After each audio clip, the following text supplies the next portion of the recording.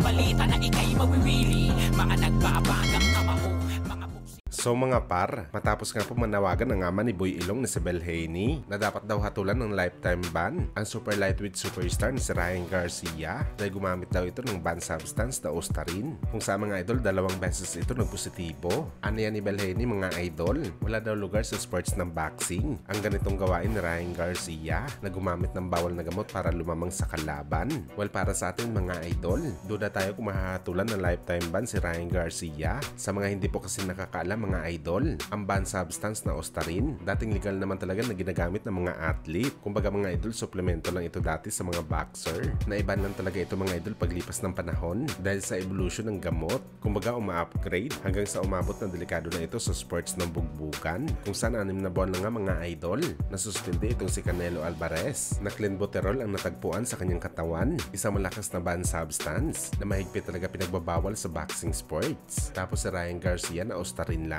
ay lifetime ban kaagad sa boxing. Malamang mga idol, naging oversensitive lang talaga dito ang kampo ni Devin Haney para sa tatanggapin na punishment ni Ryan Garcia. Syempre obvious naman mga idol na ito talaga ang kanilang gusto dahil gusto nila mawalan ng tuluyan si Ryan Garcia sa boxing sports. Ang boxer na sumira sa magandang record, pangarap at future big fight sana na plano ni Boy Ilong na talagang hindi natin alam mga idol kung makakabalik pa ba si Boy Ilong sa dati nitong galawan matapos lumuwag ang tornilyo nito sa punishment na binigay sa kanya ni Ryan Garcia.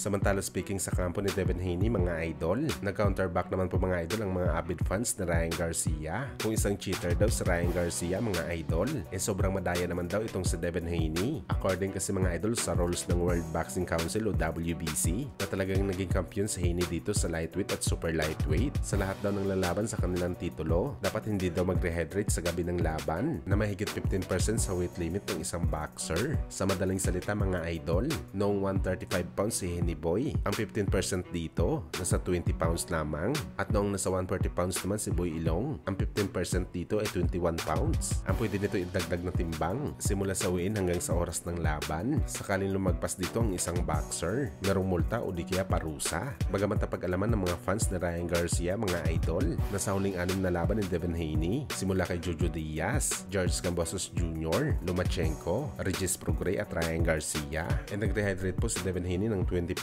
pounds sa gabi ng laban niya sa lahat ng mga boxer na to. Klaro mga idol na pandaraya ang ginawa ni Haney Boy. At ang nakakatawa dito mga idol, na isa daw hindi man lang si Haney na multahan o nabigyan ng parusa dahil sa sobrang timbang.